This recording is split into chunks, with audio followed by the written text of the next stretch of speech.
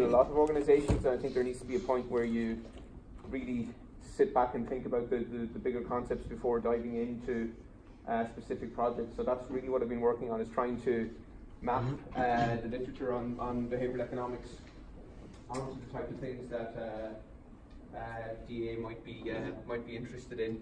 And again, today is really about giving you a chance to sort of grapple with it and come up with ideas and so on. So I've already got various different ideas from initial meetings about what people might be interested in, but I think your ideas for potential applications are at this stage as important as mine, or more important than mine.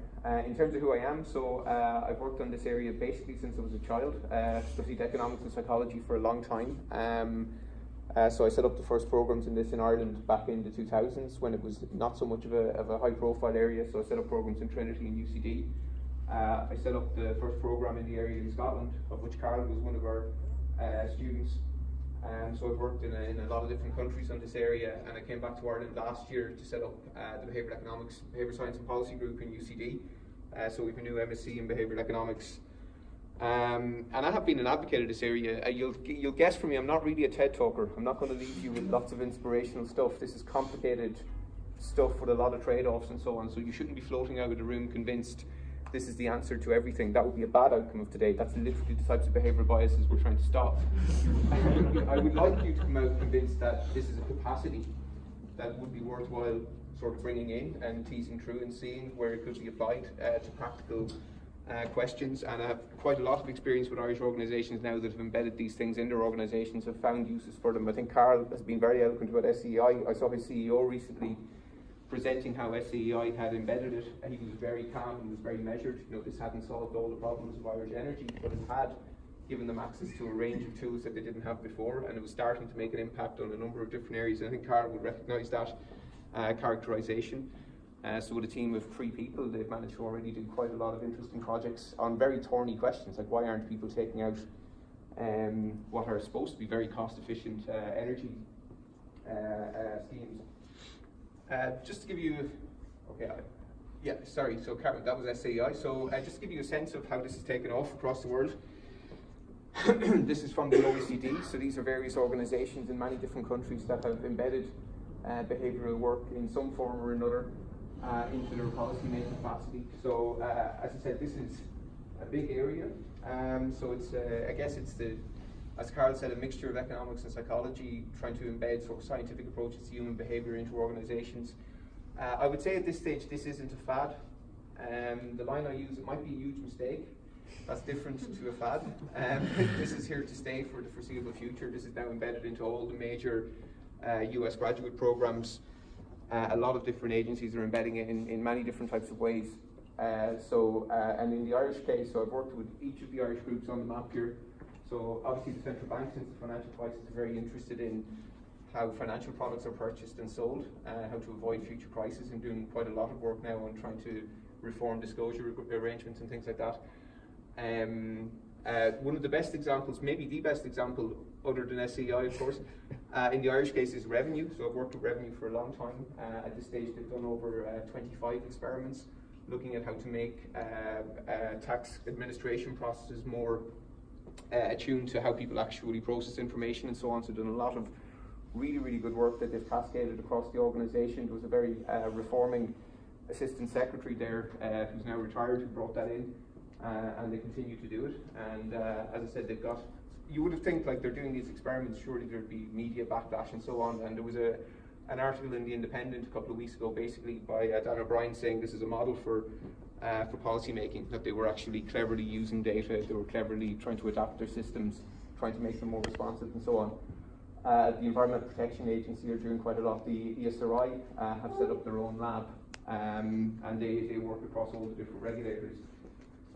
So I would say, like I've worked with each of these groups. Sometimes it takes years for this type of capacity to be built. So Carl gave you a sense of what the sort of steps that were needed. In many cases, you would have been talking to these groups for years, and then somebody ran with it. In some cases, it fizzles out. In each of these cases, it hasn't. So actually, if anything, in each of these cases, once they started with it, I think SEI is a good example. They've learn that they can do things with it and are quite proud of what they're doing on it. So I guess that would be the inspirational thing if we could get from today. If there was something way that we could embed these things into DA, or you could embed these things into DA, I think that would be very interesting.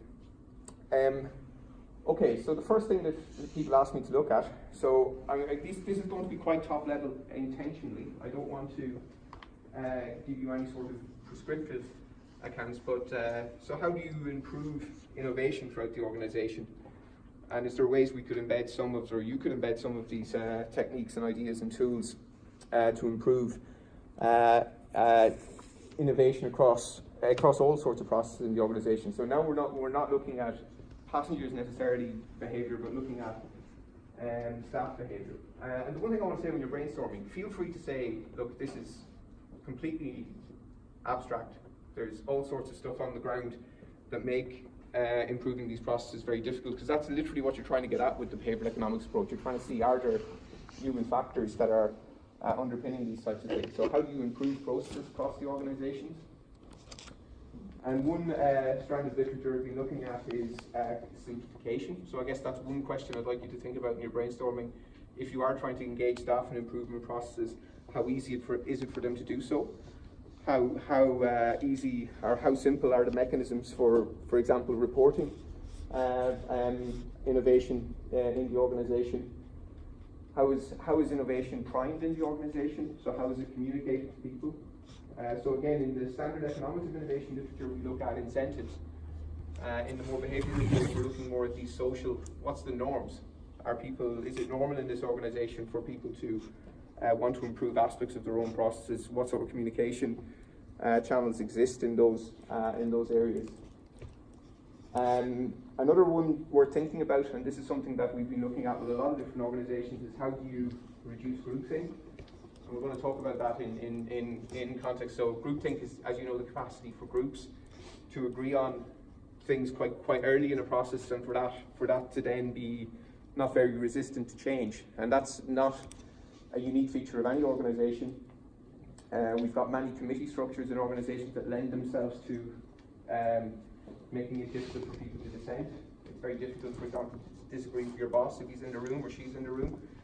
It can be very difficult to be the one that wants to stick your neck out if everybody is going in the same direction. So there was a recent review of the Irish banking crisis, which situated groupthink as being a very prominent feature of what was happening during sort of committee meetings prior to the financial crisis. If you did have a dissenting voice, let's face it, it's better to be wrong with everybody else than to be the only person to be wrong. So there's a lot of disincentives to stick your neck out if you think a committee is making a wrong decision.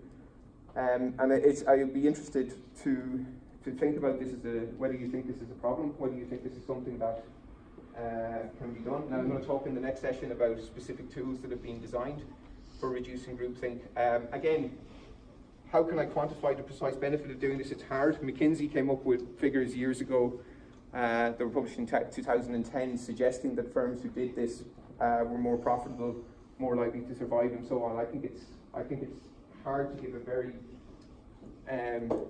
definitive answer on whether this would improve organisations, but there's quite a lot of evidence on how some of these techniques might improve particular projects and so on. Some of the techniques people are talking about, so pre-committing to ideas before meetings. So for example, if it's a big decision coming up, instead of everyone sitting in the room and then having to publicly declare, which is going to be very susceptible to what the first person says or the most vocal person says, get people to send their ideas in advance, have processes for anonymous feedback arising from projects. And as I said, I can talk more about specific examples of this, but for now I just want you to think about the broader issue. Like, so is sort of groupthink, is committee meeting, decision making a problem, and is it something that is worth looking at, or is it maybe not? Maybe there's things you're doing in the organisation that are getting around that type of thing. Overcoming complexity. So, I mean, this is there's a bit of jargon on the slide here, but I think this is an interesting one. And again, I think in my own organisation in UCD, we've lots of different innovation schemes. So we get an email saying, do you want to contribute to making UCD a better place, or seed funding schemes, and so on and so forth. They're very good in principle. They're often very complicated. They're often phrased in a way that people, you look at it and you go, it's not a bad idea, but do I really want to spend hours filling out this form and reporting it back, and so on and so forth. I've looked at this with a good few organizations at this stage, that these innovation processes, simplifying them, and also embedding mechanisms in them to get people to really think about what they're trying to do. Okay, so in terms of how we would bring behavioral economics into an organization to improve innovation, so I guess what the claim is here, and so to prepare this, I've reviewed a lot of the stuff in things like the Harvard Business Journal, all the literature that's out there. So what they're trying to do is basically make organizations more innovative by changing the way they do a number of different types of things. So this would be across the organization. Firstly, like, think of all of you in your jobs, or me in my job. If I want to change something in my job, it can be a painful process because I have to go and get information, maybe sometimes about things that I don't like looking at. So for example, in my job, it will be things, do I really want to go and look at the failure rates on some of my courses? Or do I want to look at the projects that we had that failed? Or those types of things. So that's the first thing. How might you use behavioral economics to improve the way that people deal with information? And a lot of this would come down to staff training. And again, I'd leave it up to your brainstorming as to whether this is something that's interesting to you. So when you're trying to innovate, is there a culture of actually really grappling with problems? The natural human tendency would be to ignore things that look bad for you, and it would be to seek out information. So this is the really key behavioral bias, which is confirmation bias, which you look for information to prove that what you're doing is correct. So trying to think about mechanisms to overcome that. People tend to focus on salient information, so sometimes the metric that everyone's thinking about may not be the one that's actually important. It's taken off for some reason or another. So you need to find some ways of saying, well, okay, we're focusing on this as our target. Why? Like, why has this become the thing that we're interested in? Procrastination is another very big one in these sort of circumstances. And again, I'm not making no assumptions about DEA, but procrastination is basically what drives academia. In many cases, people will, you know you've got to do something, but you put it off.